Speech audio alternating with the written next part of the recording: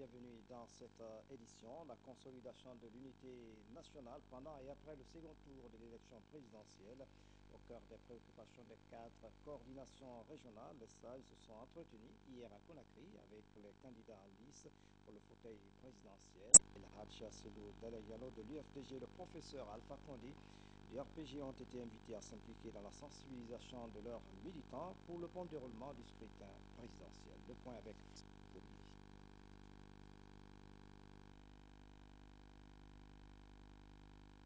Les coordinations régionales ont invité leurs deux fils finalistes pour leur prodiguer de sages conseils de paix, d'unité et du sens de patriotisme. Reçus l'un après l'autre, El Hadj Selou Dalein Diallo et le professeur Alpha Condé ont été invités par les sages à sensibiliser leurs militants. Le président de la coordination forestière a d'abord planté le décor de la cérémonie avant les conseils des coordinations de la basse, de la moyenne et de la Haute-Guinée. Conseils qui seront bouclés par le patriarche Souadoré de la Forêt. Aujourd'hui, il n'y a aucun doute. Tout le peuple de Guinée est suspendu à cette élection, à ce deuxième tour. Mais les sages souhaitent que ces élections soient les plus paisibles, les plus calmes. Depuis un certain moment, les sages se consultent, se concertent pour pouvoir entretenir dans le cadre familial leurs deux enfants qui sont son Excellence le président Selou Dalein Diallo et le président Alpha Condé, en s'assurant, en restant convaincus que ce sont les enfants de la Guinée, ce sont les enfants de ces sages qui sont ici présents et qui représentent les autres qui sont à l'intérieur du pays. Ils sont convaincus que ces deux pourront les écouter attentivement.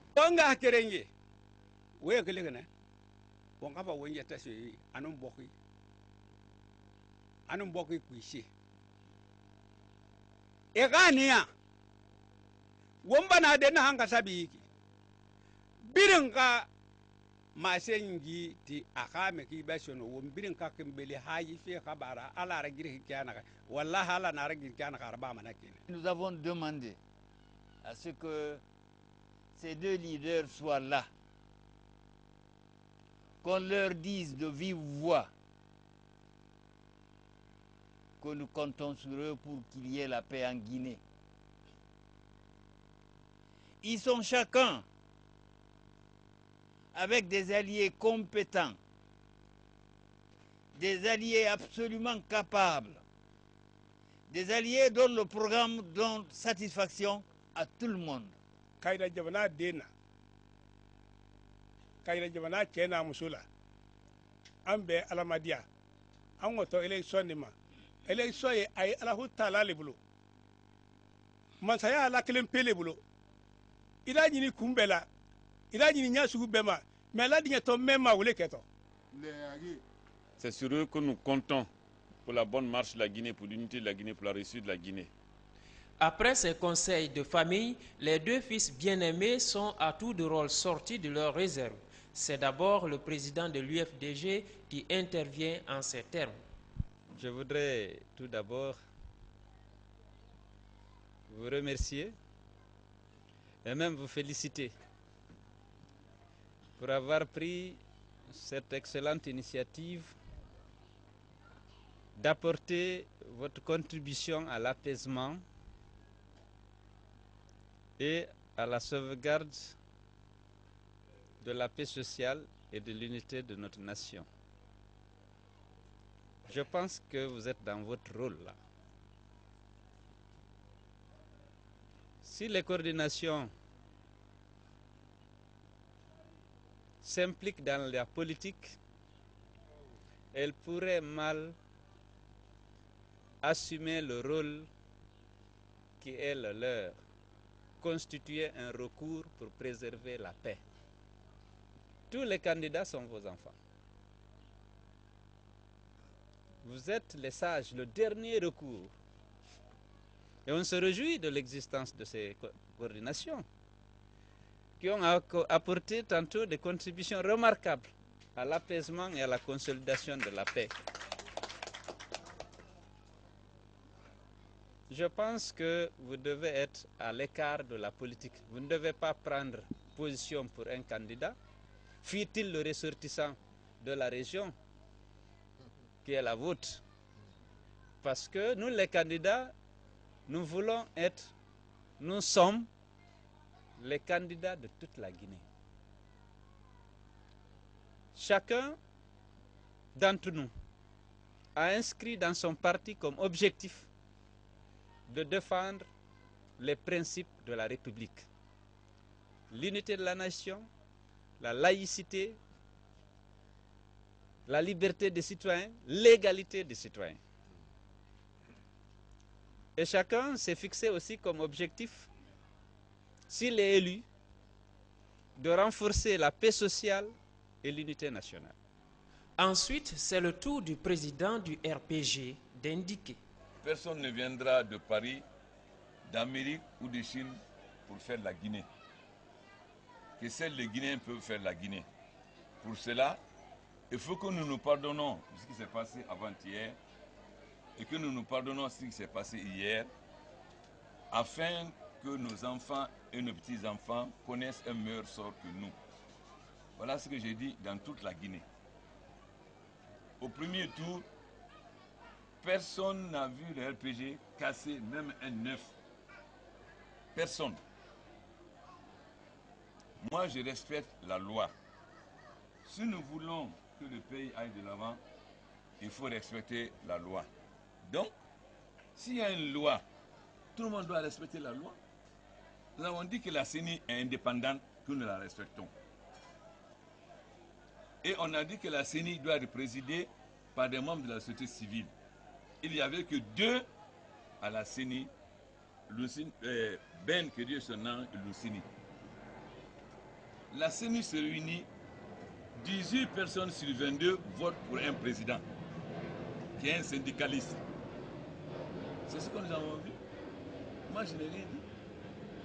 Si nous voulons la paix, il faut qu'on commence par respecter la loi. Si nous ne respectons pas la loi, nous ne pouvons pas avoir la paix. Nous ne pouvons pas mettre des institutions, dire qu'elles sont indépendantes, et quand elles prennent une décision, on dit non. De quel droit la CENI qui est indépendante va se réunir 18 sur 22 au vote et on dit que non, ce ne doit pas être président, il faut aller chercher quelqu'un en dehors. Voilà le problème. Quand vous avez des enfants, quand vous les écoutez, vous devez voir ce que chacun a fait.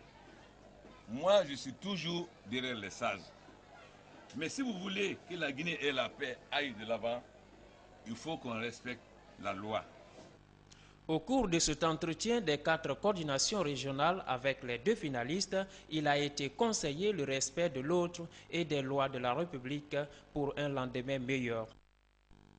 Démocratie, paix et unité nationale pour une élection apaisée, les femmes ne sont pas en reste de ce combat. En effet, des épouses des militaires et paramilitaires ont lancé à Conakry une campagne de sensibilisation en vue de promouvoir la culture de la paix. Les épouses des 2 candidats en lice ont promis d'œuvrer pour le maintien de la paix en Guinée. Suivez ce reportage de Kadidou.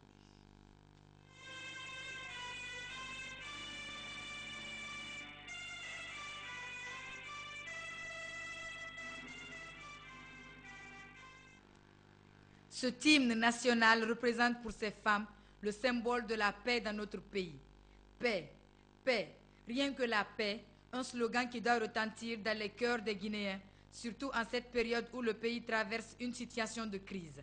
Une période très ardue mais bénéfique qui pouvait inspirer les Guinéens à mettre l'intérêt de la nation au-dessus de toute considération ethnique, religieuse ou régionaliste. C'est le souci de l'association des épouses militaires et paramilitaires. Justement, les membres ont lancé une campagne de sensibilisation en vue de promouvoir la paix en Guinée. Les événements malheureux successifs survenus dans notre pays de 2006 à nos jours ont fortement ébranlé la paix sociale au point que des personnes ne croyaient plus en l'avenir. Fort heureusement, par la vertu du dialogue et de la concertation, soutenue par la communauté nationale et internationale, les Guinéennes et Guinéens ont pu sauvegarder la paix sociale jusque maintenant. Cette campagne de sensibilisation intervient à un moment où elle apparaît plus que nécessaire. Les épouses des deux candidats en liste pour le second tour se sont engagées à se donner les mains pour préserver la paix et amener leurs époux à en faire autant. Une image qui traduit de plus la volonté du ministère de la Communication à soutenir ces femmes. Ceci montre l'engagement de Aboubacar Silla à rendre les médias d'État accessibles à toutes les sensibilités du pays. La femme guinéenne, consciente de son rôle pour préserver la paix en Guinée, prend la situation politique guinéenne en main. Je voudrais, au nom des femmes de l'Alliance C'est le Président, m'engager, au nom de toutes les femmes de l'USDG, de l'Alliance, à respecter le programme de l'association de ces femmes. Je voudrais m'engager pour préserver, au nom de toutes ces femmes, la paix en Guinée. Nous sommes des mères, nous sommes des sœurs, nous sommes des tantes, nous sommes des grands-mères. Nous avons une responsabilité énorme à jouer dans la situation politique de la Guinée. Je sais que la Guinée est un peuple paisible. C'est un peuple idéologiquement formé à la paix. Et nous sommes tous en Guinée des cousins et des cousines.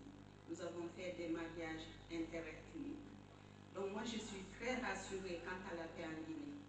Néanmoins, je peux m'engager au nom des épouses des leaders et au nom de mon époux pour rassurer Madame la Première Dame qu'après les élections, il n'y aura pas de mouvement de panique, qu'il n'y aura pas de soucis. Car j'ai confiance aux militants arc-en-ciel, j'ai confiance aux femmes guinéennes et je ne suis guère étonnée de l'initiative des épouses de militaires et paramilitaires, car la femme guinéenne s'est toujours battue pour la paix.